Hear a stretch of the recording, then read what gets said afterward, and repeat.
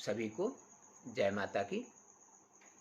आज फिर से मैं आपको एक बहुत ही दुर्लभ और बहुत ही चमत्कारिक फल देने वाले व्रत के विषय में बताने वाला हूँ, जिस व्रत का उल्लेख स्कंद पुराण में भी बहुत ही विस्तार से है।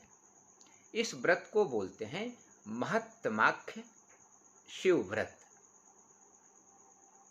नाम एक बार फिर से सुन लीजिए, महत्तमाख्य शिव व्रत। यह व्रत बहुत ही चमत्कारिक है और स्कंद पुराण के अनुसार इसको करने से व्यक्ति को विद्या, धन धान्य, नौकरी, विवाह, पुत्र पौत्र आदि, मान सम्मान, आयु, आरोग्य आदि समस्त मनोकामनाओं की पूर्ति होती है। यह बहुत ही चमत्कारिक व्रत है और इसको हमेशा ही भाद्रपद महीने के शुक्ल पक्ष के प्रतिपदा को किया जाता है, जो इस बार दिनांक 28 अगस्त 2022 को पड़ने वाला है।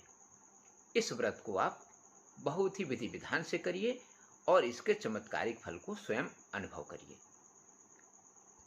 इस व्रत को करने का मुख्य नियम या विधान इस प्रकार है कि इस व्रत में भगवान शंकर के यानी भगवान भोलेनाथ के त्रिनेत्रधारी, जिसमें जटाजूट से मंडित हों, त्रिशूल धारण किए हों, कपाल कुंडिका आदि से सुसज्जित हों, ऐसे मूर्ति जिसमें चंद्र की आकृति भी बनी हुई हो, ऐसे मूर्ति चाहे स्वर्ण का हो चाहे रजत का हो। शास्त्रों में तो स्वर्ण मूर्ति का ही उल्लेख है, किंतु आप अपने परिस्थितियों के अनुसार रजत यानी चांदी से निर्मित मूर्ति का उपयोग भी कर सकते हैं।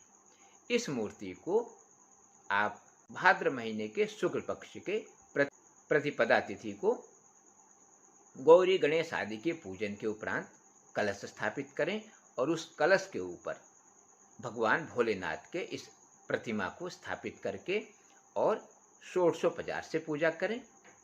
पूजा में विशेष ध्यान देने योग्य बात यही है कि इसमें 48 प्रकार या 48 संख्या के मिष्ठान, फल फूल आदि का उपयोग करना है, जिसमें आप यदि 48 प्रकार के फल तो संभव नहीं है तो आप 48 फल ले सकते हैं, चाहे 48 मिष्ठान ले सकते हैं, चाहे 48 मोदक भी ले सकते हैं। इनको भगवान भोलेनाथ को नैवेद्य के रूप में अवश्य ही अर्पित करें। इसके पूर्व आपको उनको स्नान, वस्त्र आदि, पंचामृत से भी स्नान जरूर कराएं। इसके साथ ही बिल्वपत्र, शमीपत्र आदि भी अवश्य अर्पित करें। यदि उनकी संख्या भी 48 हो जाए तो बहुत ही श्रेष्ठ है। इस प्रकार भगवान भोलेनाथ का विधि विधान से पूजन करें। पूजन के उपरांत में आप 48 संख्या के नैवेद्य का भोग लगाएं।